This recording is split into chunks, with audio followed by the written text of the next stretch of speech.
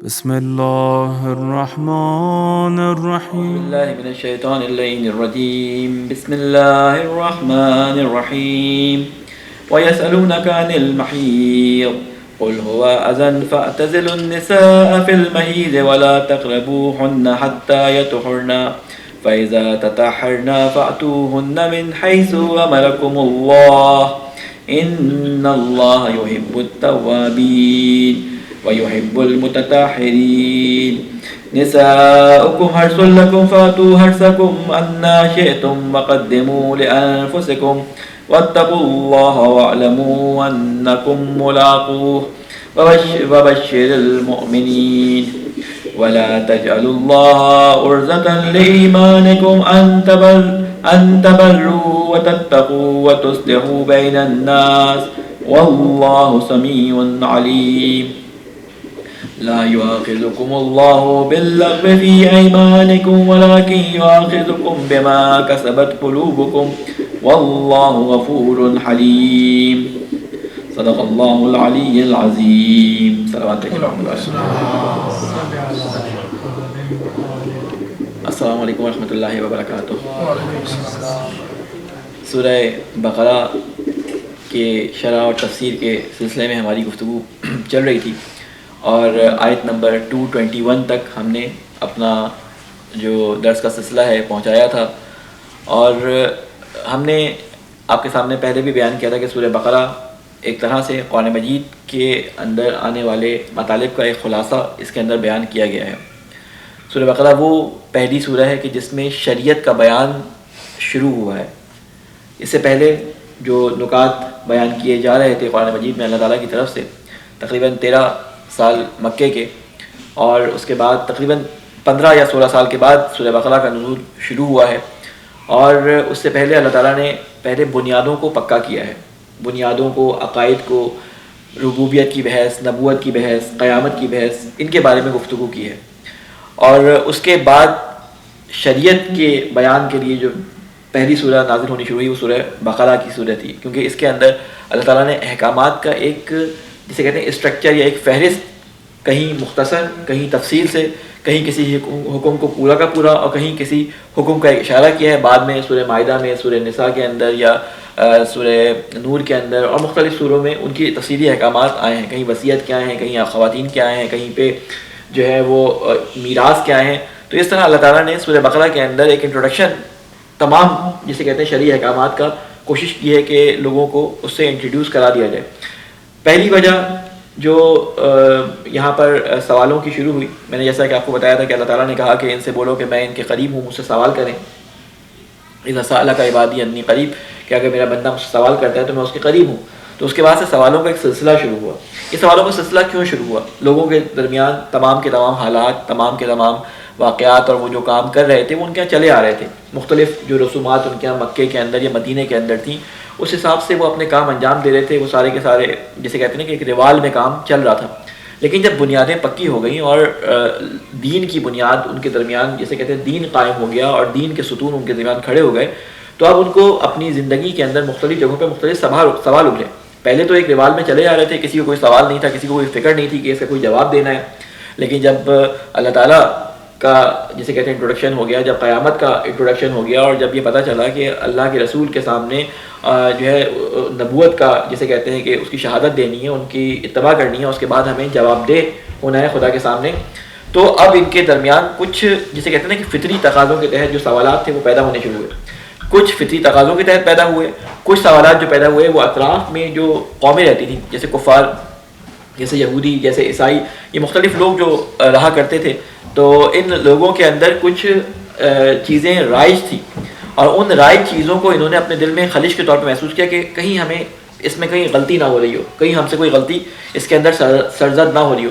تو آپ نے دیکھا کہ شراب، جوا، مختلف جو چیزیں تھیں وہ مختلف ان کے درمیان رائج تھی پہلے سے، اور میں نے اس کی تفصیلات آپ کے سامنے بیان کی ہیں. تو احکامات زیادہ بیان ہوئے، یہاں پہ صرف ان کا اشارہ کیا گیا ہے. تو آج جسے ہم آیت سے شروع کر رہے ہیں، یہ آیت بہت امپورٹنٹ ہے، اور امپورٹنٹ اس لحاظ سے ہے کہ اللہ تعالیٰ کہتا ہے کہ اللہ تعالیٰ میں کسی بھی مثال دینے سے شرماتا نہیں ہوں. اللہ تعالیٰ کہتا ہے کہ میں مچھر کی مثال بھی دینی پڑے تو میں اس کو دینے سے شرماتا نہیں ہوں. اور دوسری بات یہ ہے کہ جب انسان کہ معاشرے کے اندر چاروں طرف فتنے، فساد، بے حیائی اور مختلف چیزیں پھیلی ہوئی ہوں اور اس کے پاس کسی بھی حکم کو معلوم کرنے کے لیے صحیح سورس موجود نہ ہو، تو اللہ تعالیٰ کی کتاب اس کو صحیح طریقے سے بیان کرتی ہے. اللہ تعالیٰ کی کتاب اس کو صحیح طریقے سے کھول کھول کے احکامات کو بیان کرتی ہے تاکہ وہ چیزیں جو آپ کے پاس کنایوں اور اشاروں میں آتی ہیں اللہ تعالیٰ ان احکام کو واضح طور پہ بیان کر دے. اللہ تعالیٰ کسی چیز میں شرم بیان نہیں کرتا. کہتے ہیں یہ چیز جو آپ سننے میں شرم محسوس کرتے ہیں، یہ چیز جو آپ کو سننے میں شرم آتی ہے، اللہ تعالیٰ اس کو بیان کرنے میں شرماتا نہیں ہے. یہ ایک نیچرل فینومینا ہے جو ہر معاشرے کے اندر موجود ہر شخص کے ساتھ پیش آتا ہے. لہٰذا مختلف سوالات اٹھے. وہ جوئے کھیلتے تھے، وہ شراب پیتے تھے، ان کے ہاں کچھ اس طرح کی رسومات رائج تھی. تو اللہ تعالیٰ نے یہاں پہ ایک سسٹم بیان کرنے کے بعد اب یہاں پہ خواتین سے متعلق کچھ مسائل کو بیان کرنا شروع کیا ہے. تو اللہ تعالیٰ پہلا میں اس کو بس سری سے ترجمہ کرتے ہوئے اور تھوڑا یہاں پہ ڈیٹیل ائمہ علیہ السلام کی طرف سے روایات کے اندر جو موجود ہیں اگر وہ ضرورت پڑی تو بیان کروں گا، ورنہ ان احکامات کو آپ تفصیل سے جو ہے وہ دیکھ سکتے ہیں. بسم اللہ الرحمن الرحیم. اللہ تعالیٰ یہاں پہ فرماتا ہے کہ یسألونک عن المحیض، کہ وہ سوال کرتے ہیں حیض کے بارے میں. کہہ دو وہ تو ایک گندگی ہے. فاعتزلوا للنساء في المحيض ولا تقربوهن حتى يطهرن فإذا تطهرن فأتوهن من حيث أمركم الله إن الله يحب التوابين. کہتے ہیں کہ یہ بیماری کے نزدیک ایک چیز ہے اور اس زمانے میں خواتین کے اوپر ایک کیفیت ایسی طاری ہوتی ہے کہ جس میں ان کی جسے کہتے ہیں ذہنی کیفیات اور ان کی جو ذہنی میلان ہوتا ہے وہ بیماری کی طرف ہوتا ہے. وہ ڈپریشن میں بھی چلی جاتی ہیں بعض دفعہ ان کے اوپر اس طرح کے حالات پیش آتے ہیں. تو اس زمانے کے اندر یہودیوں کے اندر بہت ایکسٹریم بنا تھا. اس طرح کے حالات کے اندر وہ خواتین کو اپنے گھروں سے بالکل دور کر دیا کرتے تھے. آج بھی اگر آپ دیکھیں پاکستان میں کیلاش یہ جگہ ہے ایک، وہاں پہ خواتین کو ان ایام میں ایک بالکل الگ ان کے ہاؤسز بنے ہیں، وہاں پہ بھیج دیتے ہیں اور وہاں پہ ان کو رکھا جاتا ہے. ان سے پوچھا جائے تو کہتے ہیں کہ ہمارے ماحول کے اندر، ہمارے کلچر کے اندر خواتین کو جو ہے اس حالت کے اندر وہ کسی کام کرنے کی اجازت نہیں ہے، نہ وہ کھانا بنا سکتی ہیں، نہ وہ کسی سے میل ملاقات کر سکتی ہیں. تو اس طرح کی یہودیوں کے اندر بہت ایکسٹریم بنا تھا. کچھ کفار مکہ کے اندر بھی اس طرح کی ایکسٹریمنس پائی جاتی تھی. عیسائیوں کے بالکل ہی آزادی تھی، ان کے یہاں کسی قسم کی روک ٹوک نہیں تھی. ان کے یہاں جو ہے وہ اس چیز کو نہ کوئی برا سمجھا جاتا تھا، نہ کوئی بیماری سمجھا جاتا تھا، نہ وہ اس اذیت کا جو خواتین کو ہوتی تھی اس کا احساس کرتے تھے. تو اللہ تعالیٰ نے یہاں پہ دونوں ایکسٹریم اور بالکل جسے کہتے ہیں لو ایکسٹریم کو کھول کر بیان کرتے ہوئے درمیان کا راستہ بتا دیا کہ یہ اصل میں ہے کیا. یہ ایک اللہ تعالیٰ نے ایک نیچرل سسٹم رکھا ہے. جب دنیا کو اللہ تعالیٰ نے پیدا کیا تو آپ کو معلوم ہے کہ جب دنیا کئی لاکھ سال پہلے جب یہ پیدا ہوئی ہے تو اس زمانے کے اندر سنگولر سیل کے ذریعے ریپروڈکشن کا سلسلہ تھا. امیبا ایک چیز جنہوں نے بایولوجی پڑھی ہے انہوں نے دیکھا ہوگا، امیبا یعنی وہ سنگولر سیل ہوتا تھا، اسی کے اندر میل اینڈ فیمیل دونوں وائی کروموزومز اور ایکس کروموزومز دونوں ہوتے تھے، اسی کے ذریعے پروڈکشن ہوتی تھی.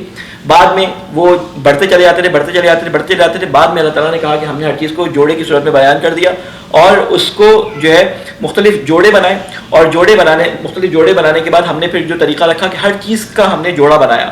اور اللہ تعالیٰ نے جس طرح مختلف انسانی جسم کے اندر جو ہے وہ نظام رکھے، جیسے انسان کے اندر سانس لینے کا سسٹم ہے، نظام تنفس ہے، جسے یا کھانے کا جسے نظام ہے، نظام ہاضمہ جسے آپ کہتے ہیں، اسی طرح ایک ریپروڈکشن سسٹم اللہ تعالیٰ نے رکھا. اور یہ ریپروڈکشن سسٹم جو ہمیں روایات میں اس کے بارے میں ملتا ہے کہ اس کے بارے میں جو ہے وہ لوگوں کو انفارمیشن صحیح نہ ہونے کی وجہ سے اس سے تھوڑا سا لوگ کھنچ کے رہتے ہیں. وجہ کیا ہوتی ہے؟ اس کی وجہ یہ ہوتی ہے کہ اگر اس چیز کو پہلے سے بچوں میں، بڑوں میں، خواتین میں اس چیز کو انٹروڈیوس کروایا جائے کہ اللہ تعالیٰ نے اس دنیا کو اس طریقے سے رکھا ہے کہ وہ انسانوں کو اس دنیا میں پھیلا سکے، اور اس دنیا میں پھیلانے کے لیے ایک سسٹم اس نے ڈیولپ کیا. اس سسٹم کے اندر اس نے حلال طریقے سے ایک مرد اور عورت کا ایک جوڑا بنایا اور اس جوڑے کے ذریعے انسانی نسل کی جسے کہتے ہیں کہ پھیلانے اور اس کو پھلنے پھولنے کا جو ہے ذریعہ جو ہے وہ بیان کیا. اس کے اندر اس کے اندر اللہ تعالیٰ نے مختلف احکامات دیے اور ان احکامات کو تفصیلی فقہ اور بے احکام کی کتابیں اس میں آپ دیکھ سکتے ہیں. یہاں پہ اللہ تعالیٰ کیا فرما رہا ہے؟ کہتے ہیں کہ یہ لوگ ہم سے سوال کرتے ہیں تو ان سے کہہ دیں کہ یہ جو ہے وہ ایک گندگی ہے، سو الگ رہو تم عورتوں سے ان دنوں میں اور نہ قربت کرو جب تک کہ وہ پاک نہ ہو جائیں، اور جب وہ خوب پاک ہو جائیں تو جاؤ ان کے پاس اس طرح جیسے حکم دیا گیا ہے. من حیث امرکم اللہ، یہ بھی اللہ تعالیٰ نے ایک حکم دیا ہے کہ اللہ تعالیٰ نے اس نظام کے اندر بھی، اس سسٹم کے اندر بھی طریقہ کار بیان کیا کہ کس طریقے سے جانا ہے، اور وہ طریقہ کار کیا کہ جس کے ذریعے ریپروڈکشن ہو سکے اس طریقے سے جاؤ، کسی اور طریقے سے نہ جاؤ. کیونکہ مختلف قوموں کے اندر مختلف طریقے رائج ہو گئے تھے جس کو اللہ تعالیٰ نے ممنوع اور حرام قرار دیا. پھر اس کے بعد بیان کیا ان اللہ یحب التوابین، کہتے ہیں اگر کبھی تم سے کوئی غلطی ہو جائے تو اللہ تعالیٰ کہتا ہے کہ اللہ تعالیٰ محبت کرتا ہے ان لوگوں سے جو توبہ کرتے ہیں. یعنی توبہ یعنی اگر تم سے کبھی کوئی غلطی ہو جائے، کسی اللہ کے حکم کی خلاف ورزی تم سے ہو جائے تو تم توبہ کر لو اور اللہ تعالیٰ کی جو ہے وہ اللہ تعالیٰ کی طرف پلٹو. توابین توبہ سے نکلا ہے، توبہ یعنی تابہ یعنی پلٹنا، اللہ کی طرف پلٹنا. تو اللہ تعالیٰ پسند کرتا ہے توبہ کرنے والوں کو. وَيُحِبُّ الْمُتَطَهِّرِينَ، اور اللہ پسند کرتا ہے متطہرین کو. دیکھیں دو لفظ استعمال ہوئے یہاں پہ، ایک لفظ استعمال ہوا تطہرنا اور ایک ہوا متطہرین. ٹھیک ہے، تطہرنا کیا ہے اور متطہرین کیا ہے؟ متطہرین کہتے ہیں کہ ظاہری طور پہ پاک ہو جانا، یعنی اس نجاست کا جب سلسلہ منقطع ہو جائے تو اسے کہتے ہیں متطہرین. لیکن تطہرنا کہتے ہیں کہ اس کے بعد غسل کر لینے کے بعد کا جو مرحلہ ہوتا ہے وہ تطہر کا مرحلہ کہلاتا ہے. تو اللہ تعالیٰ کہتا ہے کہ ویسے تو تم ان کے نزدیک جا سکتے ہو مطہر ہو جائیں، لیکن تطہر ہو جائیں یعنی مسلسل اس غسل کے بعد وہ پاک ہو جائیں تو ان کے پاس تمہارا جانا جو ہے وہ زیادہ پسندیدہ ہے. یعنی اللہ تعالیٰ طہارت کو زیادہ پسند کرتا ہے. اس کے بعد اللہ تعالیٰ یہاں پہ فرماتا ہے نساؤکم حرث لکم فاتوا حرثکم انا شئتم وقدموا لانفسکم واتقوا اللہ واعلموا انکم ملاقو وبشر المؤمنین. کہتے ہیں کہ جو تمہاری عورتیں ہیں، تمہاری جو بیویاں ہیں، حرث لکم وہ تمہارے لیے کھیتی ہیں. یہاں پر خواتین بعض دفعہ اعتراض کرتی ہیں اس بارے میں کہ یہ ہمیں اس طرح سے خطاب کیوں کیا گیا. دیکھیں اللہ تعالیٰ نے بہت ہی جیسے کہتے ہیں ایک ایسی مثال دی ہے کہ جو انسانی ذہن کو نزدیک کرتی ہے ایک احترام کے. اس کی مختلف لوگوں نے تفسیریں بیان کی ہیں، لیکن جو ہمیں روایات کے اندر تفسیر ملتی ہے اسے یہ ملتا ہے کہ دیکھیں ایک ہوتا ہے باغ اور ایک ہوتی ہے کھیتی. باغ اور کھیتی میں کیا فرق ہوتا ہے؟ باغ کے اندر انسان جاتا ہے، باغ کے اندر درخت اونچے اونچے ہوتے ہیں، وہ جس طرف جائے اس میں جا سکتا ہے، کسی چیز کے پامال اس کے پیروں میں ہونے کا خطرہ نہیں ہوتا. اس باغ کے اندر ایسے کوئی درخت ایسے نہیں ہوتے کہ اس کے پیروں میں آ کے ٹوٹ جائیں.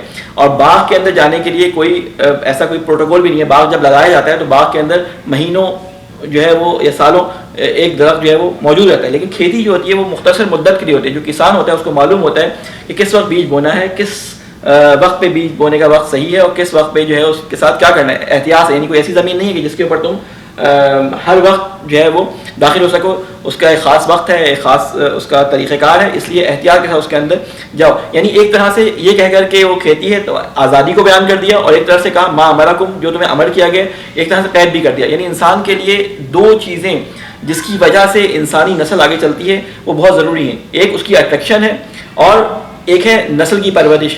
تو دونوں چیزوں کو یہاں پہ بیان کر دیا کہ نسل کی پرورش بھی ہے اور اس میں تمہارے لیے اٹریکشن بھی ہے. پھر اس کے بعد یہاں پہ فرماتے ہیں کہ فاتوا حرثکم انی شئتم، تو سو اپنی کھیتیوں میں جاؤ جس طرح چاہو اور آگے کی تدبیر کرو اپنے واسطے. آگے کی تدبیر کرو اپنے واسطے کیا مطلب؟ وقدموا لانفسکم، یعنی اس نتیجے میں جو اولاد تمہارے یہاں متولد ہوگی، جو اولاد تمہارے یہاں پیدا ہوگی، وہ تمہارے لیے باعث یعنی ثمر کہتے ہیں پھل کو، پھل کا باعث ہے. یعنی جس طرح پھل تمہارے لیے فائدہ مند ہوتا ہے اور اگر وہی پھل کڑوا ہو جائے تو تمہارے لیے نقصان دہ ہو جاتا ہے. تو جس طرح تمہیں اللہ تعالیٰ نے حکم دیا اس طرح سے جاؤ جو باعث تقویٰ تمہارے لیے بعد میں بنے. ایسا نہ ہو کہ تم کھیتی کو پامال کر دو اور اس کے ذریعے جو اولاد تمہاری ہو اس کی تربیت تم صحیح نہ کرو. تو یہ قیامت کے منظر کو مد نظر رکھتے ہوئے یہ سارے کام انجام دو. اس میں نہ تم آزاد ہو نہ تم پوری طرح سے قید ہو. آزادی اور قید دونوں کی کمبینیشن کو اللہ تعالیٰ نے یہاں پہ بیان کیا ہے یہاں پہ. پھر اس کے بعد فرماتے ہیں واتقوا اللہ واعلموا انکم ملاقو وبشر المؤمنین، تو ڈرتے رہو اللہ سے اور خوب جان لو کہ یقیناً تمہیں پیش ہونا ہے اس کے حضور، اور خوشخبری دے دو اے پیغمبر ایمان والوں کو. ولا تجعلوا اللہ عرضة لأيمانكم ان تبروا وتتقوا وتصلحوا بین الناس واللہ سمیع علیم. سوال ایک ہوتا ہے، سوال کرنے والا ایک سوال کرتا ہے، لیکن اللہ تعالیٰ اس سوال کے جواب میں پوری ڈیٹیل بتانا شروع کرتا ہے. بات ہوئی تھی کہاں سے، انہوں نے سوال کیا ایک مسئلے کے بارے میں، اللہ تعالیٰ نے پورے خاندان کی، پورے معاشرتی اسٹرکچر کی اور اس کی اصلاح کی ڈیٹیل بیان کرنی شروع کر دی. یہاں پہ کیا کہتے ہیں کہ وَلَا تَجْعَلُوا اللَّهَ عُرْضَةً لِأَيْمَانِكُمْ، اور مت بناؤ اللہ کے نام کو ہیلا اپنے قسموں کے لیے. کیا بیان کر رہا ہے اللہ تعالیٰ کہ دیکھیں جب میاں بیوی آپس میں ملیں گے، ان کے درمیان شادی ہوگی، ان کے درمیان رشتہ قائم ہوگا. یہ رشتہ جو ہے وہ دو خاندانوں کا رشتہ ہے، دو خاندانوں کا سلسلہ ہے. یہ ایک مرد اور ایک عورت کا خالی جسے کہتے ہیں ملاپ نہیں ہے، بلکہ یہ دو خاندانوں کا، دو معاشروں کے مختلف کلچرز کا ملاپ ہے. اور اس کے اندر بہت ساری چیزوں کا خیال رکھنا پڑتا ہے. ان معاشروں کے ان ملاپ کے درمیان، ان کے درمیان ناچاکیاں بھی ہوتی ہیں، مس انڈرسٹینڈنگ بھی ہوتی ہیں، ان کو سدھارنے کے لیے بعض لوگوں کو حکم دیا گیا، اگلی کچھ سوروں کے اندر بیان کیا گیا کہ کس طرح سے تم ان کے درمیان اصلاح کراؤ. اگر تم دیکھو کہ میاں بیوی کے درمیان جھگڑا ہو رہا ہے تو تم میں سے کوئی بزرگ جو ہے وہ اٹھے اور اٹھنے کے بعد ان کے درمیان اصلاح کرے. ٹھیک ہے، تو یہ کیوں کہا گیا؟ یہ اس لیے کہا گیا کہ اگر لوگ بیچ میں اٹھ کے اصلاح نہیں کرائیں گے تو یہ گھر، یہ معاشرہ، یہ اسٹرکچر، یہ فیملی سسٹم ٹوٹ جائے گا. تو اب جو لوگ اٹھتے ہیں تو اس کا افیکٹ کیا ہوتا ہے؟ جو لوگ بھی اس طرح کے معاملات میں پڑھتے ہیں اس کے بعد معاملہ صحیح ہو جاتا ہے، لیکن یہ لوگ جو بیچ میں پڑھتے ہیں ان کی شخصیت ان لوگوں کے درمیان خراب ہو جاتی ہے اور ان کو بڑی گالیاں پڑتی ہیں بعد میں. اگر معاملہ سدھر گیا تو ٹھیک ہے، اگر نہیں سدھرا تو دونوں طرف سے، لڑکی کے خاندان والے بھی اور لڑکے کے خاندان والے بھی، ان افراد کو برا سمجھنا شروع کر دیتے ہیں. تو ایسے میں کیا ہوتا ہے کہ یہ سب کہتا ہے کہ ہم نے تو نیکی کے لیے ان کے ساتھ یہ کام کیا تھا اور انہوں نے ہمیں الٹا جو ہے برا بھلا اور ہمارے سے تعلقات جو ہے منقطع کر لیے. تو اللہ تعالیٰ کہتا ہے کہ جب نیکی کے کام میں اٹھو گے تو یہ مصیبتیں آئیں گی. تو ایسے میں ایسا نہ کرنا کہ تم قسم کھا لو کہ میں آئندہ ایسے کاموں میں پڑھوں گا ہی نہیں. تو اللہ تعالیٰ نے یہاں بڑے، جیسے کہتے ہیں نا، بڑے کنایتاً اس کو بیان کیا ہے کہ وَلَا تَجْعَلُوا اللَّهَ عُرْضَةً، اور مت بناؤ اللہ کے نام کو ہیلا. یعنی اللہ کی قسم اس بارے میں نہیں کہو کہ تم نیک کام کے بارے میں اللہ کی قسم کھا لو. قسمیں کئی طرح کی کھائی جاتی ہیں، 3 قسم کی قسمیں کھائی جاتی ہیں. ایک ہوتی ہے تاکیدی قسم. تاکیدی قسم کیا ہوتی ہے کہ اللہ کی قسم آج بارش ہوگی، اللہ کی قسم میں بالکل سچ بول رہا ہوں. اللہ کی قسم بعض لوگوں کو عادت ہوتی ہے نا، عربوں میں تو بہت ہوتا ہے واللہ یہ کام کر دیا، واللہ یہ کام کر دیا. ہمارے یہاں بھی ہوتا ہے قسم خدا کی. ابھی جو ہے میں مثلا بازار سے یہ 5 روپے کا خرید کے لے گیا ہوں، دکاندار جیسے بعض دفعہ کہتے ہیں نا، تو یہ جو قسمیں ہوتی ہیں یہ جعلی قسمیں ہوتی ہیں اصل میں. ٹھیک ہے، یہ جعلی قسمیں ہوتی ہیں، یہ عادتاً لوگ کھاتے ہیں. تو اللہ تعالیٰ نے بھی ان کے اندر چھوٹ فرمائی ہے کہ یہ جو عادتاً تم قسمیں کھاتے ہو نا، اس پہ اللہ تعالیٰ تمہیں معاف کر دے گا. ہے یہ جھوٹ لیکن اس پہ تمہیں معاف کر دے گا. ایک قسم کیا ہوتی ہے؟ ایک قسم ہوتی ہے کہ لوگوں کو جو ہے نا وہ قسم دلائی جاتی ہے، کہتے ہیں کہ قسم ہے تمہیں خدا کی، میرا یہ کام کر دو. اور وہ کہتا ہے بھائی تمہیں کام تمہارا ہے، میرے اوپر قسم کیوں دے رہے ہو تم کہ اللہ تمہیں امام حسین علیہ السلام کا جو ہے قسم ہے تمہیں میرے لیے آج یہ خریدنا ہے.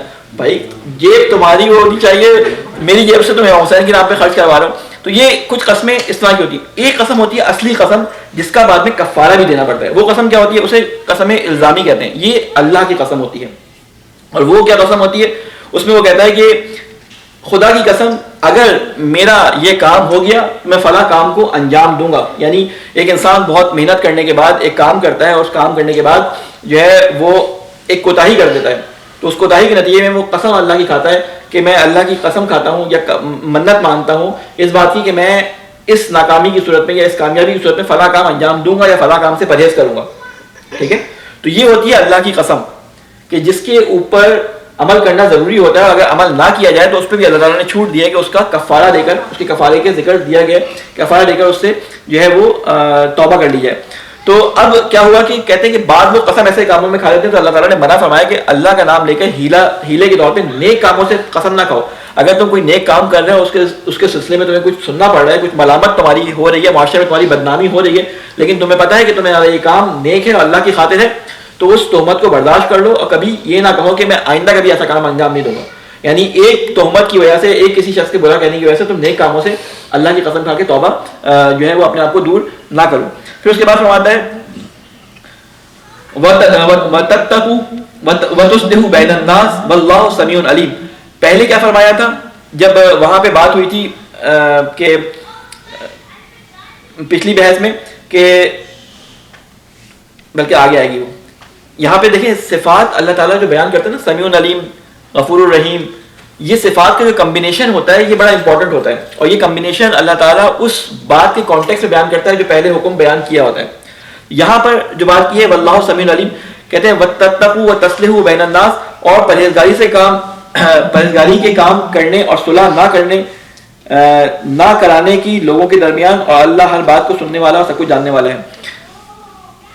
اسی سلسلے کی بات آگے چل رہی کہ جو تم نے قسم کھائی ہے نا کہ میں آگے نیک کام نہیں کروں گا اور لوگوں کے درمیان اصلاح کا کام نہیں کروں گا، تو اللہ سمیع علیم، اللہ سب چیزوں کو سن رہا ہے. وہ چیزیں بھی سن رہا ہے جو تم انجام دے رہے ہو اللہ کی خاطر، وہ چیزیں بھی سن رہا ہے کہ جو لوگ تمہارے بارے میں بیان کر رہے ہیں. اور جو چیزیں تم دل میں سوچ رہے ہو کہ اب میں یہ کام نہیں کروں گا، اس کے لیے لفظ علیم استعمال کیا گیا. سن بھی رہا ہے، سمیع، سننے کو جو ظاہری آواز ہوتی ہے اس کے لیے سمیع کی صفت استعمال کی ہے، اور علیم کس لیے صفت استعمال کی ہے کہ جو چیز تمہارے دلوں میں ہے اور لوگوں کے دلوں میں ہے اور جن لوگوں کے لیے تم اصلاح کام کرتے ہو ان کے دلوں میں ہے، میں ان تمام باتوں کو جانتا بھی ہوں، یعنی ہر چیز سے میں باخبر ہوں، ہر چیز سے میں باخبر ہوں، جو زبان سے کہی جا رہی ہے تمہارے خلاف یا تمہارے حق میں، جو دل میں سوچی جا رہی ہے تمہارے خلاف یا تمہارے دل میں آ رہی ہے، ان تمام چیزوں سے میں سننے والا بھی ہوں، ان کا جاننے والا بھی ہوں۔ پھر اس کے بعد فرماتا ہے لا یؤاخذکم اللہ باللغو فی ایمانکم ولکن یؤاخذکم بما کسبت قلوبکم واللہ غفور حلیم۔ کہتے ہیں کہ اللہ نہیں مواخذہ کرتا، مواخذہ یعنی تمہاری پکڑ نہیں کرتا، کس چیز میں؟ باللغو فی ایمانکم، لغو یعنی جو بیکار کی قسمیں ہوتی ہیں نا، جس کے بارے میں نے بتایا کہ کچھ قسمیں ایسی ہوتی ہیں انسان عادتاً کھا لیتا ہے، تو کہتے ہیں اللہ مواخذہ نہیں کرتا تمہاری لغو قسموں پر، لیکن اللہ مواخذہ کرتا ہے تمہاری ان قسموں پر جو تم دل سے کھاتے ہو۔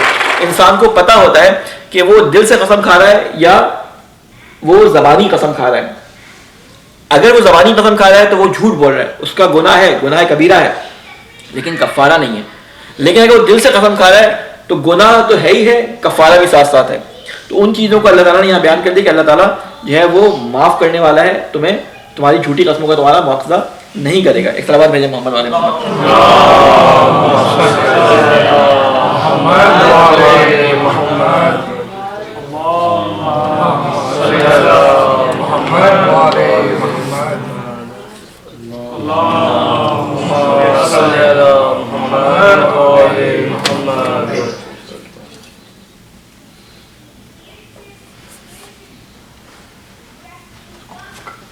ایک اور صلوات بھیجیں محمد والے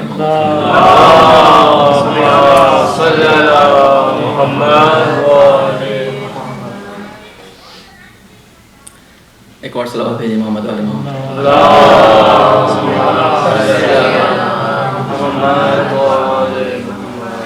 فرماتا ہے کسبت قلوبکم واللہ غفور حلیم، اور وہ قسمیں جو تم نے دل سے کھائی ہیں ان پر تمہارا مواخذہ کرے گا، اور اللہ بہت بخشنے والا اور بردبار ہے۔ دیکھیں یہاں پہ غفور حلیم کی صفت آئی ہے کہ کمبینیشن جو ہے قسموں کا جو صفات کا بیان کیا ہے اللہ تعالیٰ نے یہ بہت ہی امپورٹنٹ ہے۔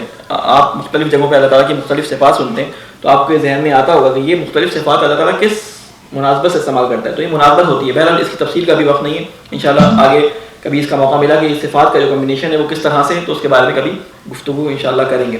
للذین یعلون من نسائہم تربص اربعۃ اشہر فإن فاؤوا فإن اللہ غفور الرحیم۔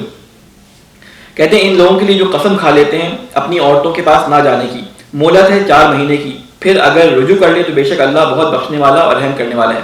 یعلون لفظ ایلا سے بنا ہے۔ عربوں میں ایک طلاق کی ایک قسم، مختلف قسمیں تھیں ان کے یہاں، وہ خواتین کو اذیت دینے کے لیے، خواتین کو پریشان کرنے کے لیے وہ کیا کرتے تھے، وہ ان کو طلاق دے دیا کرتے تھے، اور جب ان کی عدت پوری ہونے والی ہوتی تھی ان سے رجوع کر دیتے تھے، پھر طلاق دے دیتے تھے، پھر رجوع کر دیتے تھے۔ تو اس طرح سے ان کے یہاں اس قسم کی طلاق کو ایلا کہتے تھے، یا اس قسم کی طلاق کو کہ جس میں وہ کہتے تھے کہ میں خاتون کے پاس نہیں جاؤں گا، ٹھیک ہے، وہ اپنے آپ سے قسم کھا کے یہ کہتے تھے کہ میں مثلا اپنی بیوی کے پاس نہیں جاؤں گا، تو اسے کہتے تھے ایلا۔ تو اللہ تعالیٰ نے اس کو منع فرمایا ہے۔ اس کے بارے میں کیا فرماتا ہے؟ للذین یعلون من نسائہم تربص اربعۃ اشہر، کہتے ہیں ان کے پاس صرف 4 مہینے کی مہلت ہے، اگر 4 مہینے تک انہوں نے اپنی قسم کو پورا کیا اور اپنی 4 مہینے کی مدت گزار لی تو ان کی یہ جدائی واقع ہو جائے گی۔ اسلام آنے کے بعد اسلام نے ان کے حکم کو کہہ دیا کہ اب یہ نہیں چلے گا کہ تم بار بار یہ کام کرتے ہو اور پھر اس کے بعد خواتین بھی اذیت میں رہتی ہیں، وہ کہیں اور شادی بھی نہیں کر سکتی، اور تم بھی ان کے پاس نہیں جاتے، تم بھی ان کو اپنی نکاح میں نہیں رکھتے، اپنے ساتھ نہیں رکھتے، تو یہ ان کے لیے باعث اذیت ہوتا ہے۔ تو کہتے ہیں اس طلاق کو یہاں پہ اللہ تعالیٰ نے، اب دیکھیں تفصیلی احکامات، بات کہاں سے شروع ہوئی تھی، اللہ تعالیٰ ایک ایک کر کے ایک ایک تفصیل بیان کرنا شروع کر رہا ہے۔ کہتے ہیں کہ فَإِن فَاؤوا فَإِنَّ اللَّهَ غَفُورٌ رَحِيمٌ، اگر وہ رجوع کر لیں اس 4 مہینے کے اندر تو بے شک اللہ بخشنے والا اور رحم کرنے والا ہے۔ وَإِنْ عَزَمُوا الطَّلَاقَ فَإِنَّ اللَّهَ سَمِيعٌ عَلِيمٌ، اور اگر وہ ارادہ کر لیں طلاق کا تو بے شک اللہ ہر بات سننے والا اور سب کچھ جاننے والا ہے۔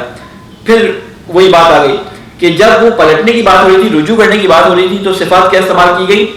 غفور اور حلیم کی، یعنی اللہ بہت بردبار ہے، تمہاری ان چیزوں کو برداشت کرتا ہے، حلم سے کام لیتا ہے اور تمہیں معاف کر دیتا ہے۔ غفور یعنی تمہاری پردہ پوشی کرتا ہے۔ لیکن جب بات ہوئی طلاق کی بات ہوئی تو اللہ تعالیٰ نے کیا صفت استعمال کی؟ سمیع علیم، سب سن رہا ہے اور سب جان رہا ہے، سب دیکھ رہا ہے، اور سب جو تمہارے دلوں میں وہ بھی جانتا ہے کہ تم کس نیت سے، اذیت کی نیت سے کرتے ہو یا کسی اور وجہ سے کرتے ہو۔ کہتے ہیں جب تم طلاق کا ارادہ کر لو تو بے شک اللہ ہر بات کو سننے والا اور سب کچھ جاننے والا ہے. والمطلقات یتربصن بانفسهن ثلاثه قروء ولا يحل لهن ان یکتمن ما خلق اللہ فی ارحامہن ان کننا یؤمنن باللہ والیوم الآخر وبعولتہن احق بردہن فی ذلک ان ارادوا اصلاحا ولہم مثل الذی علیہن بالمعروف وللرجال علیہن درجات واللہ عزیز حکیم. اب اس میں کیا فرما رہے ہیں کہ طلاق یافتہ عورتیں روکے رکھیں اپنے آپ کو اپنی 3 جو ان کے خاص ایام ہوتے ہیں 3 دفعہ جب یہ مدت پوری ہو جائے تو اپنے آپ کو روکے رکھیں. کس چیز سے؟ یعنی طلاق کی عدت کو بیان کیا جا رہا ہے. ان طلاق کے بعد 3 طہر تک خواتین جو ہے وہ کہیں اور شادی نہیں کر سکتی. پھر اس کے بعد فرمایا کہ اور نہیں جائز ان کے لیے کہ یہ چھپائیں جو کچھ پیدا کیا ہے اللہ نے ان کے رحم میں. اگر وہ پریگننٹ ہیں, اگر ان کے یہاں کسی قسم کی اولاد ہونے کا اللہ تعالیٰ نے ان کے یہاں ایک خلقت کی ہے تو وہ بتائیں اس بات کو, چھپائیں نہ. اگر ہے تو ان کو بتانا چاہیے. اگر وہ ایمان رکھتی ہیں اللہ پر اور آخرت کے دن پر اور ان کے خاوند زیادہ حقدار ہیں انہیں لوٹا دینے کے اپنی زوجیت میں, اس مدت کے اندر اگر مرد رجوع کر لے تو ان کو واپس جانا چاہیے. دیکھیں طلاق کے اندر اللہ تعالیٰ نے 3 طرح کے, اسلام نے جو ہے وہ علیحدگی کے بارے میں 3 طرح کے حکم بیان کیے ہیں. 2 طرح کے قرآن کے اندر بیان ہوئے ہیں اور تیسری جو ایک قسم ہے ان دونوں کے درمیان کی چیز ہے, اسے کہتے ہیں مبارات. ٹھیک ہے, ایک ہوتی ہے طلاق, ایک ہوتی ہے خلا اور ایک ہوتی ہے مبارات. طلاق کیا ہوتی ہے؟ طلاق مرد کا اللہ تعالیٰ نے حق رکھا ہے کہ اللہ تعالیٰ نے مرد کو یہ حق دیا ہے کہ وہ خاتون کو اپنی کسی بھی وجہ سے وہ طلاق دے سکتا ہے. ٹھیک ہے, اس میں خاتون کی اجازت یا خاتون کی مرضی کی ضرورت نہیں ہوتی. مرد جب طلاق دے دیتا ہے تو اس کے لیے ضروری ہے کہ وہ سارا مہریہ اس کا دے اور جو سارے اس کے تحفے اور جو مال اور جو منال اس کو دیا تھا وہ اس سے واپس نہ لے. وہ احکامات ایک ایک کر کے اللہ تعالیٰ نے بیان کیے ہیں کہ جو چیزیں تم نے ان کو دے دی ہیں ان کو واپس نہ لو, ان کو چھوڑ دو. یہ ہوتی ہے طلاق. ایک ہوتی ہے کہ خاتون کہتی ہے میں فلاں مرد کے ساتھ نہیں رہ سکتی. ٹھیک ہے, مرد لیکن چھوڑنا اس کو نہیں چاہتا تو اس کے لیے اللہ تعالیٰ نے ایک طریقہ کار رکھا ہے کہ اگر مرد یہ کہتی ہے کہ ہماری آپس میں مرد سے یہ کہتی ہے کہ ہماری آپس میں کسی بھی طرح سے انڈرسٹینڈنگ نہیں ہو سکتی, مرد چھوڑنا نہیں چاہتا لیکن خاتون چھوڑنا چاہتی ہے, تو اس کے لیے اللہ تعالیٰ نے ایک شرط رکھی ہے کہ تم کسی چیز کے عوض, بعض دفعہ ہوتا ہے کہ وہ کہتا ہے, مرد کہتا ہے کہ وہ مہریہ جو اس میں دیا ہے وہ واپس کر دو. ٹھیک ہے, اس کے عوض یا کوئی جو بھی ان کے درمیان شرائط ہے باتیں اس کو لے کر وہ خاتون کو چھوڑ دیتا ہے. اس میں کیا ہوتا ہے؟ طلاق بائن ہوتی ہے. وہ بائن اور رجی طلاق میں کیا فرق ہوتا ہے یہ تھوڑا سا بیان کر دوں کیونکہ یہ ایسے معاملات ہیں کہ عموماً کچھ کو پتہ ہوتا ہے کچھ کو نہیں پتہ ہوتا ہے. طلاق رجی رجوع سے نکلا ہے, یعنی اگر مرد کسی کو طلاق دیتا ہے خاتون کو تو اس کے پاس 3 دفعہ کی جیسے کہتے ہیں 3 چانس اس کے پاس ہوتے ہیں. پہلے چانس میں اگر اسے طلاق دی اور ایک خاص مدت کے درمیان وہ کسی بھی طریقے سے, چاہے وہ زبان سے, چاہے وہ عمل سے, چاہے وہ کسی کنایے سے, کسی اشارے سے وہ خاتون سے کہتا ہے کہ ٹھیک ہے میں اپنے کیے پہ شرمندہ ہوں واپس آ جاؤ, تو یہ خود بخود رجوع ہو جاتا ہے, وہ طلاق نہیں ہوتی. اسے کہتے ہیں طلاق رجی. پہلی دفعہ وہ طلاق دے دے تو اس طلاق کے اندر رجوع کیا جا سکتا ہے ایک خاص مدت کے اندر جو بیان کی جاتی ہے فقہ کی کتابوں میں آپ کو مل جائے گی, یہاں پہ بھی بیان کی گئی 3 مہینے کی مدت. پھر اس کے بعد دوسری دفعہ وہ اس کو طلاق دے دیتا ہے اور کہتا ہے کہ میں تمہارے ساتھ نہیں رہنا چاہتا, تو پھر عدت کی مدت بھی شروع ہو جاتی ہے. عدت کی مدت کے اندر اگر وہ دوبارہ رجوع کر لے تو وہ رجوع کر سکتا ہے. اور اللہ تعالیٰ نے خواتین کو یہ حکم دیا ہے کہ اگر مرد رجوع کرے تو یہ حق ہے کہ خواتین کو انکار نہیں کرنا چاہیے, وہ واپس آ جائے. لیکن اگر یہ دوسری دفعہ واپس بلانے کے بعد تیسری دفعہ طلاق دیتا ہے تو یہ طلاق بائن ہوتی ہے. طلاق بائن یعنی اس کے بعد وہ رجوع نہیں کر سکتا, دوبارہ خاتون کو اپنے پاس نہیں بلا سکتا, وہ اس کے نکاح سے نکل جاتی ہے. اور اگر وہ مدت پوری کر لے تو اب وہ کہیں اور نکاح کر سکتی ہے, کہیں اور شادی کر سکتی ہے. یہ طلاق بائن ہوتی ہے. بائن یعنی بالکل جدا ہونا. ٹھیک ہے, تو یہ جدا ہو جاتی ہے. خلا کے اندر کیا ہوتا ہے؟ خلا کے اندر جب عورت وہ مال پرداخت کر کر وہ مال دینے کے بعد علیحدہ ہوتی ہے تو جو عدت کی مدت ہوتی ہے, اگر اس کے درمیان عورت کہے کہ میرا مال مجھے واپس کرو, اگر وہ مال واپس لیتی ہے تو مرد کے پاس رجوع کا حق آ جاتا ہے. اگر مال واپس نہیں لیتی تو یہ بھی طلاق بائن ہے. ٹھیک ہے, تو باقی تفصیلی احکام جو ہے آپ کو فقہی کتابوں کے اندر مل جائیں گے. ایک ہوتا ہے مبارات, یہ عموماً آپ لوگوں نے نہیں سنا ہوگا, توضیح مسائل کے اندر یا فقہی کتابوں کے اندر آپ کو ملے گا. مبارات کیا ہوتا ہے کہ مرد اور عورت آپس میں مل کے یہ فیصلہ کر لیتے ہیں کہ ہم دونوں کا ایک دوسرے کے ساتھ رہنا محال ہے, مشکل ہے, اب ہم رہ نہیں سکتے, تو آپس میں یہ کچھ ڈیلنگ کرتے ہیں, کچھ کنڈیشنز اور کچھ جسے کہتے ہیں کہ آپس میں کچھ نیگوشیشن کے بعد آپس میں خوشی سے ایک دوسرے کے ساتھ علیحدہ ہو جاتے ہیں.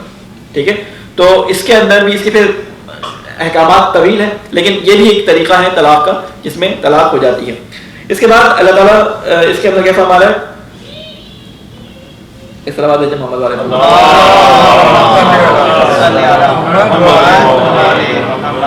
کہتے ہیں کہ فی ذالک ان ارادوا اصلاحا ولہن مثل الذی علیہن بالمعروف, کہتے ہیں کہ اگر وہ ان کو لوٹا لیں اس مدت میں تو وہ چاہیں صلح کرنا, اور عورتوں کے بھی حقوق ہیں ویسے ہی جیسے ان پر مردوں کے ہیں.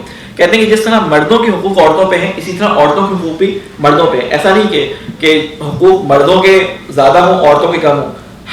اللہ تعالیٰ نے ہر چیز کو کھول کے بیان کیا ہے کہ کبھی یہ نہیں کرنا کہ تم زیادہ حقدار ہو وہ کم حقدار ہے, یا تمہارا کسی چیز کا زیادہ جسے کہتے ہیں حق ہے کسی کام پر, کسی کام کرنے کا تمہارا زیادہ دل چاہ رہا ہے تو تم اس سے منواؤ گے, یا اس کا دل چاہ رہا ہے تو وہ تم سے منوائے گی نہیں. دونوں کے برابر حق ہے. جس طرح تمہارا اس کی گردن پہ حق ہے اسی طرح اس کا تمہاری گردن پہ حق ہے. بات کیا ہوتی ہے آج کل کے دور کے اندر طلاقیں زیادہ بڑھتی جا رہی ہیں. اس کی وجہ ہے کہ ہم نے ہر چیز کو کمرشلائز کر دیا ہے.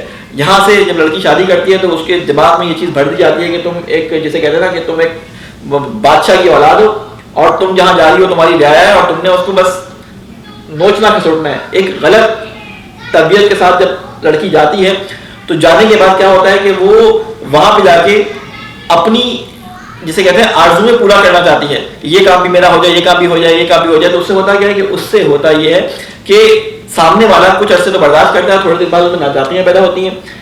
برداشت کا مادہ بالکل ختم ہو چکا ہے تو طلاقیں زیادہ سے زیادہ ہو جاتی ہیں. پہلے زمانے میں جب شادی کی جاتی تھی تو اس زمانے میں کہا جاتا تھا کہ دیکھو وہ تمہارا گھر ہے, وہیں پہ تمہیں جو ہے وہ زندگی ہاں مرنا ہے, لیکن وہ تو خیر غلط تھا, لیکن وہیں تمہیں زندگی گزارنی ہے, ایڈجسٹمنٹ کرنی ہے. پہلے زمانے میں خواتین کو مردوں کو دونوں کو ایٹیکیٹ سکھائے جاتے ہیں. آج کے زمانے میں دونوں کو حقوق بتا دیے جاتے ہیں, حقوق بتا دیے جاتے ہیں, ذمہ داریاں نہیں بتائی جاتی. وہ کہتے ہیں میرا یہ حق ہے, میرا یہ حق ہے, میرا یہ حق ہے, وہ کہتا ہے میرا یہ حق ہے, میرا یہ حق ہے. اور جب حقوق کی لڑائی ہوتی ہے تو گھر نہیں چلتے. ہمیشہ ذمہ داریوں کے پورا کرنے کی وجہ سے حقوق ملتے ہیں. کوئی بھی حق آپ کو حاصل ہوتا ہے اس کے پیچھے ایک ذمہ داری ہوتی ہے. اگر وہ آپ ذمہ داری نبھا رہے ہیں تو وہ حق آپ کو حاصل ہوتا ہے, اگر وہ آپ ذمہ داری نہیں نبھا رہے ہیں تو وہ حق آپ کو حاصل نہیں ہوتا.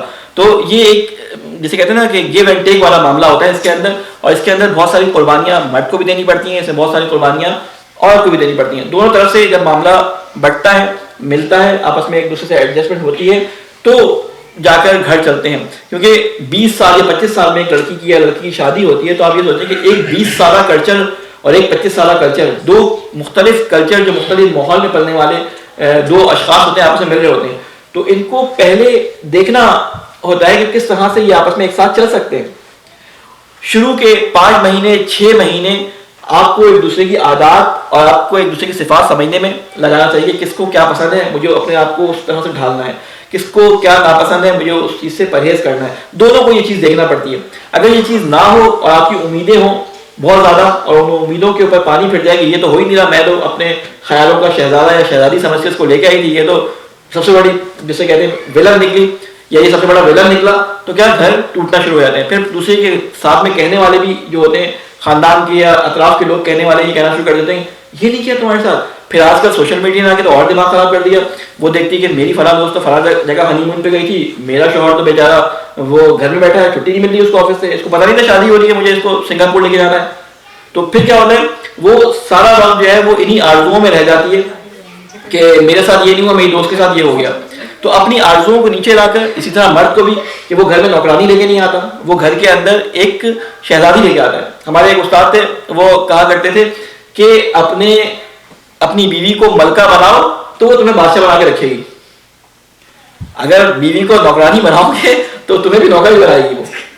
اس لیے بیوی کو ملکہ بنا کے رکھو تو وہ تمہیں بادشاہ بنائے گی. تو لہٰذا ایک دوسرے کے احترام کی بنیاد پر رشتے چلتے ہیں. ایک دوسرے کے احترام کے اگر آپ قائل ہوں گے تو چلتے ہیں. نہ گھر میں حکم جو کہا گیا نا مرد کو سپیریٹی حاصل ہے, وہ آخری فیصلے کے لیے ہے. اللہ تعالیٰ نے کہا نا کہ ہم نے مرد کو قوام قرار دیا ہے. وہ مرد کو قوام جو قرار دیا گیا ہے وہ اس وجہ سے قرار دیا گیا ہے کہ وہ گھر کا خرچ چلاتا ہے. آخری فیصلہ مرد کا رکھا گیا ہے, لیکن اس کا مطلب یہ نہیں کہ گھر میں عورت کی چلے نا, گھر میں عورت ہی کی چلتی ہے. اگر آپ لوگ نہیں مانتے تو ہماری ہمیشہ کی زندگی آپ کی ناکام ہے. ٹھیک ہے, یہ آپ کو باور کرنی پڑے گی کہ زندگی خوشحالی کس چیز میں ہے. جہاں تک وہ صحیح کہہ رہی ہیں مانتے جائیں بات کو, لیکن جہاں پہ اللہ کے حدود پامال ہو رہے ہیں وہاں پہ بات نہیں ماننی. جہاں پہ آپ ٹالریٹ کر سکتے ہیں مرد کو, یہ ذمہ داری اور یہ حق کس وجہ سے ملا ہے کہ اس کے اندر ٹالرنس بہت زیادہ ہوتی ہے. وہ برداشت کر سکتا ہے, وہ کہنا چلو یار میں اپنی خواہش سے گزر جاتا ہوں, اس کی بات مان لو, بات مان لو, بات مان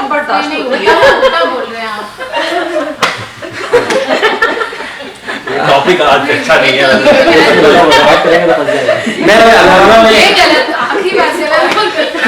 اللہ تعالیٰ نے مرد کے لیے یہ چیز رکھی ہے کہ اس کے ہاتھ میں آخری فیصلہ اس کے ہاتھ میں رکھا ہے, کیونکہ ایک گھر میں ایک نظام میں دو خدا, دو حاکم, دو مالک نہیں چل سکتے. اللہ تعالیٰ نے یہ رکھی ہے, اور اس کی وجہ کیا بیان کی کہ اللہ تعالیٰ نے مرد کا اسٹرکچر ایسا رکھا ہے, مرد کو قوت ایسے دی ہے, مرد کو طاقت ایسے دی ہے کہ وہ اپنی ذات سے گزر جاتا ہے.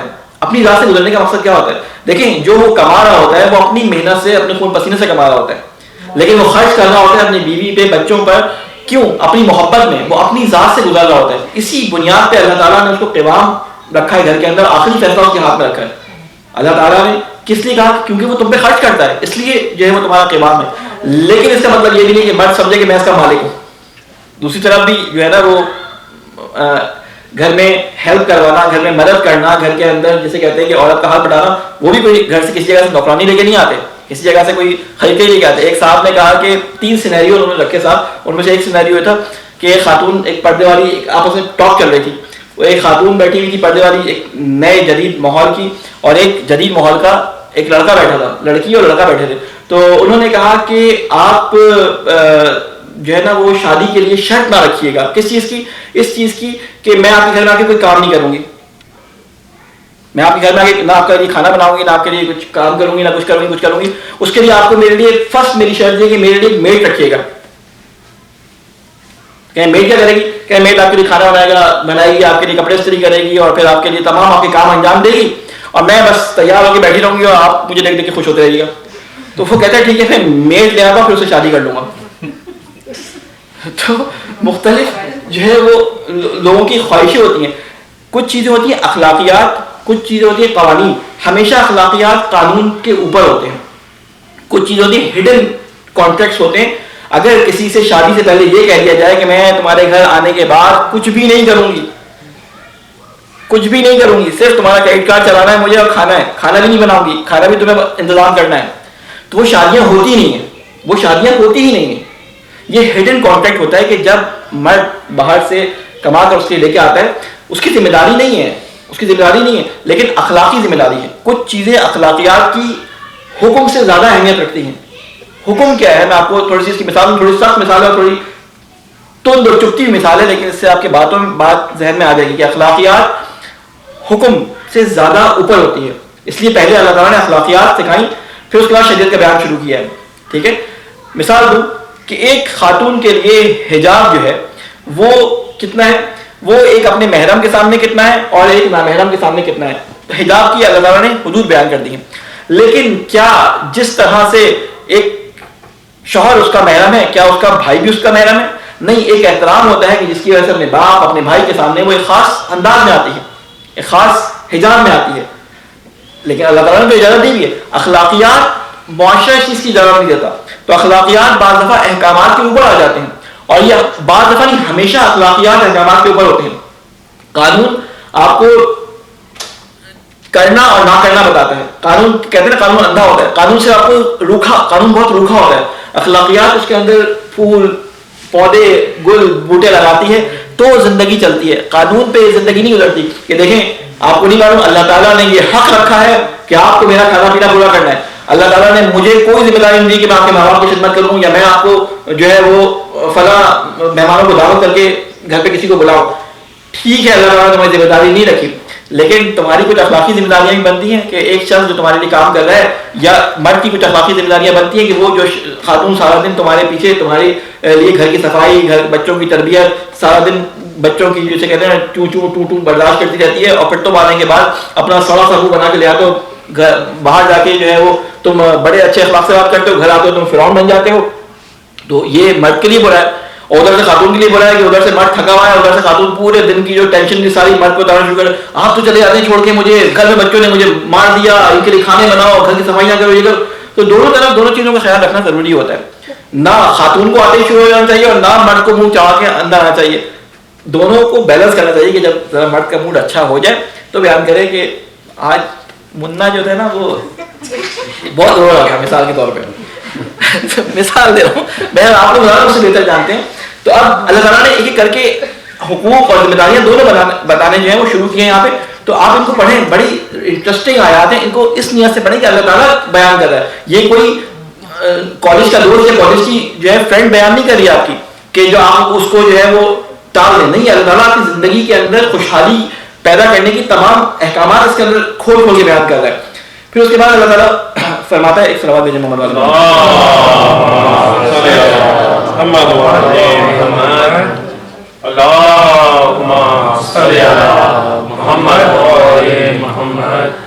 کہتے ہیں کہ مثل الذی علیہن بالمعروف ان ارادوا اصلاحا ولہن مثل الذی علیہن بالمعروف وللرجال علیہن درجہ واللہ عزیز حکیم. اگر وہ چاہیں صلح کرنا اور عورتوں کے بھی حقوق ہیں ویسے ہی جیسے ان پر ہیں مردوں کے حقوق دستور کے مطابق. البتہ مردوں کو عورتوں پر ایک درجہ زیادہ حاصل ہے, ایک درجہ حاصل ہے. وللرجال علیہن درجہ, اللہ تعالیٰ نے دیا, یہ مرد کا اپنا بنایا ہوا درجہ نہیں ہے. پھر اس کے بعد اللہ تعالیٰ فرماتا ہے الطلاق مرتین, اب طلاق کے حکم شروع ہو گئے یہاں پہ. الطلاق مرتان فامساک بمعروف اور تسریح باحسان, کہ طلاق دو بار ہے, پھر یا تو روک لیا جائے اچھے طریقے سے یا رخصت کر دیا جائے. آپ کو پتا ہے کہ یہ اللہ تعالیٰ کا حکم نہ جاننے کی وجہ سے ہمارے معاشرے کے اندر کتنی ساری خواتین رول رہی ہیں. وہ خاتون جو اللہ کی حدود کو, اللہ کے احکامات کو, اللہ کے حکم کو مانتے ہوئے اس وجہ سے کہ میں اس عورت اس آدمی کے نکاح میں ہوں, پاکستان کے اندر, ہندوستان کے اندر, مختلف ہمارے جو سوسائٹی کے اندر جو مختلف اس کلچر کے لوگ ہیں وہ کیا کرتے ہیں, وہ اس چکر میں کہ ان کے حقوق نہ دینا پڑے خواتین کو بھیج دیتے ہیں اور خبر ہی نہیں لیتے, نہ طلاق دیتے ہیں نہ ان کو گھر پہ رکھتے ہیں بلکہ دور اپنے گھر سے دور بھیج دیتے ہیں, نہ ان کا نفقہ دیتے ہیں. ٹھیک ہے, تو کیا عورتوں کو لڑکا کرتے ہیں, یہ بیچارے اللہ کے حکم کی وجہ سے لڑکی رہتی ہیں اور اس کے اندر کہ مرد طلاق دے, مرد کو کوئی پوچھنے والا نہیں ہوتا. کیوں؟ اللہ کے حکم سے بے خبر. اللہ تعالیٰ کہتے ہیں ان کے لیے میں نے بڑا سخت عذاب رکھا ہے. اگر اس طرح کوئی کام کرے, وہ تو ٹھیک ہے حکم دیا ہے, اس کے لیے حکم کی پیروی کرنی ہے, لیکن اس کے لیے کتنا دردناک عذاب ہے اگر یہ کام یہ کرتا ہے. تو اللہ تعالیٰ کہتے ہیں طلاق دو مرتبہ ہے. اس کے بعد فامساک, اگر تمہیں رکھنا ہے تو اچھے طریقے سے رکھو, یا رخصت کرنا ہے تو اچھے طریقے سے رخصت کرو. ٹھیک ہے, ان کو اذیت دینے کے لیے بھی کام نہ کرو. پھر ولا یحل لکم ان تاخذوا مما آتیتموہن, یہ ایک اور اخلاقی حکم بیان کیا ہے کہ اور نہیں جائز تمہارے لیے کہ تم واپس لو ان سے جو کچھ تم ان کو دے چکے ہو, یعنی جو مال تم نے ان کے اوپر خرچ کیا ہے, جو زیور, جو مال, جو بھی تم نے پراپرٹی ان کو دی ہے, ان سے واپس نہ لو. ٹھیک ہے, ان سے واپس نہ لو. شیئا, کوئی بھی, یعنی ایک چیز بھی نہ لو, الا ان یخافا الا یقیما حدود اللہ, مگر یہ کہ میاں بیوی دونوں اس بات سے ڈریں کہ نہ قائم رہ سکے اللہ کی مقرر کردہ حدیں. ہوتا کیا ہے کہ بعض دفعہ میاں کی طرف سے زیادتیاں ہوتی ہیں, بعض دفعہ بیوی کی طرف سے زیادتیاں ہوتی ہیں. بعض دفعہ میاں عورت کے نام پہ گھر لے لیتا ہے. ٹھیک ہے, وہ نام پہ عورت کے ہوتا ہے, وہ جو بھی وجوہات ہوتی ہوں اس کی, کہ یا تو عورت کے لیے لیا جاتا ہے یا اس لیے کہ چلو عورت کو اس بات کی خوشی بہت ہوتی ہے کہ اس کے نام پہ گھر موجود ہے, حالانکہ اس کو اسی طرح زندگی گزارنی ہے, چاہے اس کے نام پہ ہو چاہے میاں کے نام پہ ہو, آخر میں ملنا اس کو ہے, لیکن اس کو خوشی ہوتی ہے کہ اس کے نام اس کا لکھا ہوا ہے ڈاکومنٹ کے اوپر. اور امریکہ جیسی جگہ پر تو اور خوشی ہوتی ہے. ٹھیک ہے, تو اب کیا ہوتا ہے کہ بعض دفعہ اگر ان کے درمیان ناچاکی ہوتی ہے تو وہ جو میاں نے محبت میں اس کے نام اس کا لکھوا دیا تھا, خرچہ خود ہی کر رہا ہے, انسٹالمنٹ ساری خود ہی بھر رہا ہے, ساری پہلی پیمنٹ اس نے خود ہی کی ہے, تو اب یہ عورت کہتی ہے یہ تو میرا ہے, یہ تو میرا ہے. تو اس معاملے میں بھی ذرا سا دونوں طرف سے کہتے ہیں کہ یا آپ اسلامی بنیں یا پھر امریکائی بنیں. یہاں پہ امریکہ کے اندر یہ بڑی مصیبت ہے.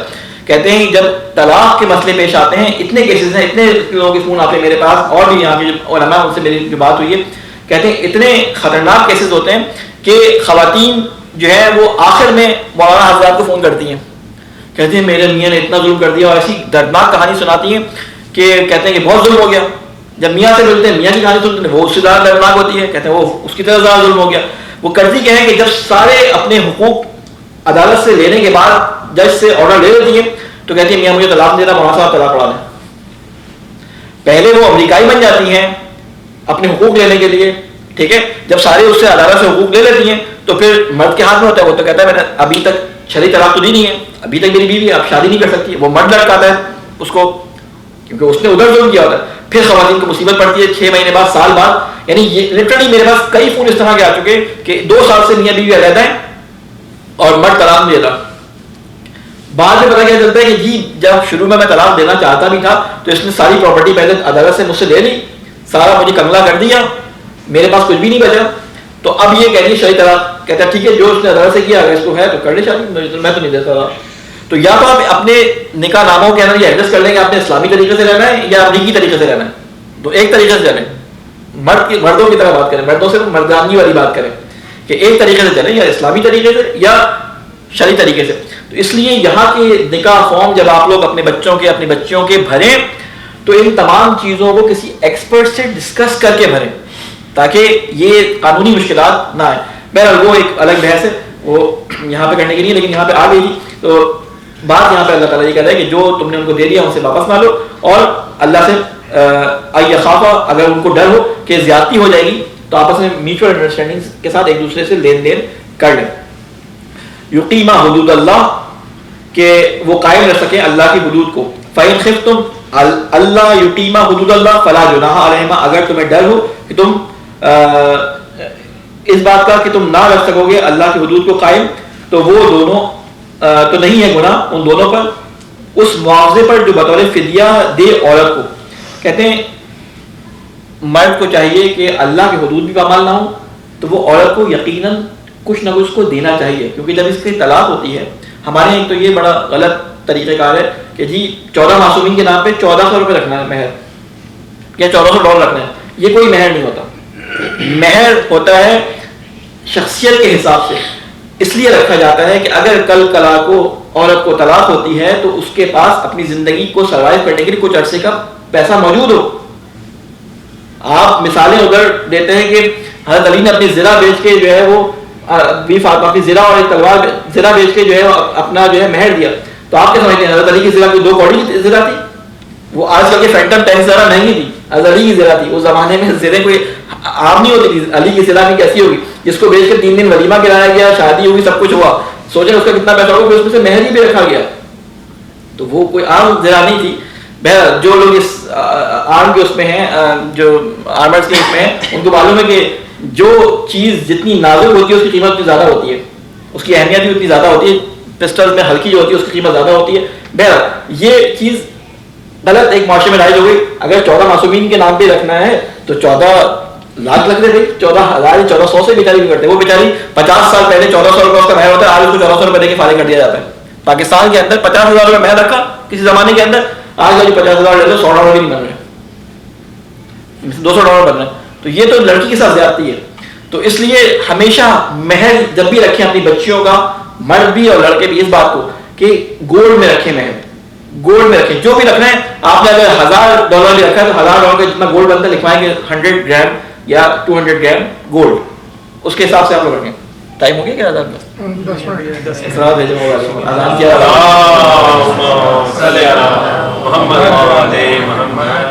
بہرحال اس کے بعد اللہ تعالیٰ فرماتا ہے, اب اس کے درمیان میں اتنی ساری باتیں آتی ہیں بیچ میں کہ وہ بیان ابھی موقع ہے, پھر بیان ہوتی نہیں ہے عموماً. وہ کہتے ہیں فلا جناح علیہما, یہ ہو گیا. ومن یتعدی حدود اللہ فاولئک هم الظالمون, اور جو کوئی تجاوز کرتا ہے اللہ کی مقرر کردہ حدوں سے تو ایسے ہی لوگ ظالم ہیں. فإن طلقها فلا تحل له من بعد حتى تنكح زوجا غيره. کہتے ہیں اگر تم نے طلاق دے دی ہے اپنی بیوی کو تیسری بار, اگر تم نے 3 طلاقیں دے دی ہیں اور وہ تمہاری بیوی اب نہیں رہی, تو اس کے بعد تو نہیں حلال ہوگی وہ اس کے لیے اس کے بعد جب تک کہ وہ نہ نکاح کرے وہ کسی اور خاوند سے. اور یہاں پہ ایک اور حکم بیان کیا گیا ہے جسے آپ کہتے ہیں حلالہ. دیکھیں ایک سزا ہے, ایک طرح سے یہ ایک طرح سے سزا کے طور پہ ہے. حلالہ کیا ہوتا ہے, اگر 3 طلاقیں دے دی ہیں کسی نے, اب بعد میں شرمندہ ہوتے ہیں دونوں ایک دوسرے سے کہ ہم نے غلطی کر دی طلاق دے کر, تو اس کے لیے اللہ تعالیٰ نے ایک حکم بیان کیا ہے. اس کا حکم کیا ہے کہ یہ خاتون جس نے طلاق لی ہے, جس نے طلاق آپس میں ان کی ہوئی ہے, تو یہ خاتون کسی اور جگہ نکاح کرے, اور اگر وہ شخص اس کو طلاق دے دے خود سے, پہلے سے ایڈجسٹمنٹ کر کے نہ ہوگا جی میں شادی تم سے اس لیے کر رہی ہوں کہ تم یہ طلاق دو, میں دوبارہ اپنے پہلے شوہر سے شادی کروں, نہیں, اگر وہ اپنی مرضی سے طلاق دے دے تو آپ پہلے جو ہے وہ, اور ان کے لگے ازدواجی تعلق بھی قائم ہو, اس کے بعد پہلے شخص سے آپ جو ہے وہ شادی کر سکتی ہیں. ٹھیک ہے, یہ اللہ تعالیٰ نے ایک طور پر سزا رکھی ہے کہ دیکھو سوچ لو, طلاق دینے سے پہلے 10 دفعہ سوچو کہ بعد میں تمہیں شرمندگی نہ ہو. فَإِن طَلَّقَهَا فَلَا جُنَاحَ عَلَيْهِمَا أَن يَتَرَاجَعَا إِن ظَنَّا أَن يُقِيمَا حُدُودَ اللَّهِ وَتِلْكَ حُدُودُ اللَّهِ يُبَيِّنُهَا لِقَوْمٍ يَعْلَمُونَ. اگر طلاق دے دے دوسرا خاوند اس کو تو نہیں ہے کچھ گناہ ان دونوں پر اس بات میں کہ رجوع کرنے ایک دوسرے کی طرف, بشرطیے کہ دونوں یہ خیال کریں کہ قائم رکھیں گے دونوں اللہ کی مقرر کردہ حدیں, اور یہ اللہ کی مقرر کردہ حدیں ہیں جن کو کھول کھول کر اللہ بیان کرتا ہے. وہ ان لوگوں کے لیے جو دانش مند ہیں, عقل رکھنے والے اور علم رکھنے والے ہیں. وَإِذَا طَلَّقْتُمُ النِّسَاءَ, دیکھیں دوبارہ نئے احکام اس کو بیان کر رہے ہیں. وَإِذَا طَلَّقْتُمُ النِّسَاءَ فَبَلَغْنَ أَجَلَهُنَّ فَأَمْسِكُوهُنَّ بِمَعْرُوفٍ أَوْ سَرِّحُوهُنَّ بِمَعْرُوفٍ وَلَا تُمْسِكُوهُنَّ ضِرَارًا لِتَعْتَدُوا وَمَن يَفْعَلْ ذَلِكَ فَقَدْ ظَلَمَ نَفْسَهُ وَلَا تَتَّخِذُوا آيَاتِ اللَّهِ هُزُوًا. کہتے ہیں کہ اور جب طلاق دے دو تم عورتوں کو اور پوری ہونے کو آئے ان کی عدت, یا تو پھر روک لو انہیں اچھے طریقے سے یا رخصت کر دو انہیں اچھے طریقے سے, اور مت روکے رکھو انہیں ستانے کی خاطر تاکہ تم زیادتی کر سکو, اور جو ایسا کرے گا وہ در حقیقت ظلم کرے گا اپنے اوپر, اور مت بناؤ احکام الہی کو ہنسی کھیل. اس زمانے میں ایک طریقہ یہ بھی ہوتا تھا کہ خاتون کو, جو میں نے پہلے شروع میں بیان کیا تھا, کہ وہ طلاق دے دیتے تھے اور جب عدت پوری ہونے والی ہوتی تھی دوبارہ رجوع کر دیتے تھے. تو ان کی مدت نہیں تھی کہ 2 دفعہ یا 3 دفعہ یا 4 دفعہ, وہ مسلسل ایسا کرتے رہتے تھے. تو اس وجہ سے اللہ تعالیٰ نے کہا کہ یہ کھیل اللہ تعالیٰ کی حدود کو مذاق نہ بناؤ. 2 دفعہ کے بعد اگر تم نے کام کیا تیسری دفعہ یہ عورت تمہارے پر مطلقاً حرام ہو جائے گی. تو اللہ تعالیٰ کے احکامات کو ہنسی کھیل نہ بناؤ, اور یاد کرو اللہ کے احسان کو جو تم پر ہے, اور اس کو بھی کہ نازل کیا اس نے تم پر کتاب اور حکمت جن کے ذریعے سے نصیحت کرتا ہے تم کو. اور اس بات پہ اللہ تعالیٰ کا شکر ادا کرو کہ اللہ تعالیٰ نے یہ کتاب یعنی کھلے ہوئے احکام تمہارے لیے بیان کیے ہیں تاکہ تم جو ہے اس کے ذریعے نصیحت حاصل کر سکو. اور وَاعْلَمُوا أَنَّ اللَّهَ بِكُلِّ شَيْءٍ عَلِيمٌ, اور بے شک اللہ تعالیٰ تمام چیزوں کا جاننے والا ہے. اگر ہمارا 5 منٹ ٹائم ہے تو یہ طلاق والے ایک آیت لگے گی, اس کو ختم کر لو. وَإِذَا طَلَّقْتُمُ النِّسَاءَ, دیکھیں ساری آیتیں اسی سے شروع ہیں. وَإِذَا طَلَّقْتُمُ النِّسَاءَ وَإِذَا طَلَّقْتُمُ النِّسَاءَ, تیسری آیت ہے یہ. وَإِذَا طَلَّقْتُمُ النِّسَاءَ فَبَلَغْنَ أَجَلَهُنَّ فَلَا تَعْضُلُوهُنَّ أَن يَنكِحْنَ أَزْوَاجَهُنَّ إِذَا تَوَاضَوْا بَيْنَهُم بِالْمَعْرُوفِ ذَلِكَ يُوعَظُ بِهِ مَن كَانَ مِنكُمْ يُؤْمِنُ بِاللَّهِ وَالْيَوْمِ الْآخِرِ ذَلِكُمْ أَزْكَىٰ لَكُمْ وَأَطْهَرُ وَاللَّهُ يَعْلَمُ وَأَنتُمْ لَا تَعْلَمُونَ. کہتے ہیں کہ اور جب پوری کر لیں, جب تم طلاق دو عورتوں کو اور وہ پوری کر لیں اپنی عدت, تو مت روکو انہیں اس سے کہ نکاح کر لیں وہ اپنے سابقہ یا دوسرے شوہروں سے. یعنی طلاق دینے کے بعد پھر تمہارا عورت پہ کوئی حق نہیں ہے, ان کو ٹیز نہ کرو کسی طریقے سے کہ دیکھو اب تم شادی نہیں کر سکتی فلاں جگہ سے, یہ نہیں کر سکتی وہ نہیں کر سکتی. ان کو آزادی ہے, وہ آزاد ہے, وہ کہیں شادی کرنا چاہیں وہ شادی کر سکتی ہیں, جبکہ راضی ہو وہ دونوں باہم نکاح کرنے پر جائز طریقے سے. یہاں پر یہ بات بیان کی گئی ہے کہ جو خاتون پہلی دفعہ شادی کر رہی ہوتی ہے, ٹھیک ہے, اس خاتون کے لیے ولی کی اجازت شرط ہے, لیکن جب خاتون نکاح کے بعد ایک دفعہ طلاق یافتہ ہو جائے تو پھر اس کے لیے وہ خود جو ہے وہ اپنا فیصلہ کرنے کی حقدار ہے. یہاں پہ اللہ تعالیٰ نے اس حکم کو بیان کیا کہ وہ اپنی مرضی سے جائز طریقے سے اگر نکاح کرنا چاہے تو اس کو اب کسی کی اجازت کی ضرورت نہیں ہے, وہ نکاح کر سکتی ہے, مرد بھی اور خاتون بھی. تم میں سے نصیحت کی جاتی ہے اس کو جو عقل رکھتا ہے, تم میں سے ایمان اللہ پر اور روز آخرت پر جو یقین رکھتا ہے ان کو یہ نصیحت کی جاتی ہے. یہی طریقہ ہے نہایت شائستہ تمہارے لیے اور پاکیزہ, اور اللہ جانتا ہے اور تم نہیں جانتے. یہ میں خیال اگلی اب یہ رضاعت کے مسائل شروع ہو رہے ہیں, اس کو ہم اگلی دفعہ دیکھیں گے کہ دودھ پلانے کی مدت کیا ہے, اللہ تعالیٰ نے اس کے بارے میں کیا حکم دیا ہے. انشاءاللہ وہ مسائل جو ڈیٹیلز ہیں وہ آپ لوگوں کو فقہ کی کتابوں میں مل جائیں گے, لیکن یہاں پہ اللہ تعالیٰ نے کلی ایک حکم بیان کر دیا. اللہ تعالیٰ سے ہم درخواست کرتے ہیں کہ اللہ تجھے واسطہ ہے محمد علیہ محمد کا یہ احکام تو نے ہمارے لیے کھول کھول کر بیان کیے ہیں, اللہ تعالیٰ ان کو سمجھ کر اس پہ عمل کرنے کی ہمیں توفیق عطا فرما. اے اللہ تجھے واسطہ ہے محمد علیہ محمد کا ذلیل زندگی میں جو التواجی زندگی میں لوگوں کو مسائل ہے, اللہ ان مسائل سے خوش اسلوبی کے ساتھ نکلنے کی ان کو توفیق عطا فرما. اے اللہ اپنی رحمت کو ان گھروں پہ ان کے رشتوں میں جو ہے ان کے مضبوطی قائم کرنے کے لیے اپنی رحمت کو نازل فرما. اے اللہ تجھے واسطہ ہے محمد والے محمد کا ہماری جو بچیاں رشتوں سے محروم ہیں اور جن کے رشتے نہیں آ رہے ہیں, اللہ غیر سے ان کے رشتے عنایت فرما. اے اللہ تجھے واسطہ ہے محمد والے محمد کا ہمارے مرحومین کی قبروں پہ اپنی رحمت نازل فرما. اے اللہ ہمارے بچوں, ہمارے جوانوں, ہماری بچیوں کے دلوں میں حب آل محمد کو راسخ فرما. اے اللہ تجھے واسطہ ہے محمد والے محمد کا قرآن کریم کو ہمارے لیے آسان فرما, اس کے فہم کو ہمارے لیے آسان فرما. اے اللہ اس کے نور سے ہمارے ذہنوں کو, ہمارے دلوں کو, ہماری روحوں کو منور فرما. اے اللہ تجھے واسطہ ہے محمد والے محمد کا ہمارے علماء کرام کا سایہ ہمارے سروں پہ قائم فرما، ہمارے امام کی حفاظت فرما، اور ہمیں ان کے آباء و انصار میں شامل ہونے کی توفیق عطا فرما۔ ربنا تقبل منا انک انت السمیع العلیم برحمتک یا ارحم الراحمین۔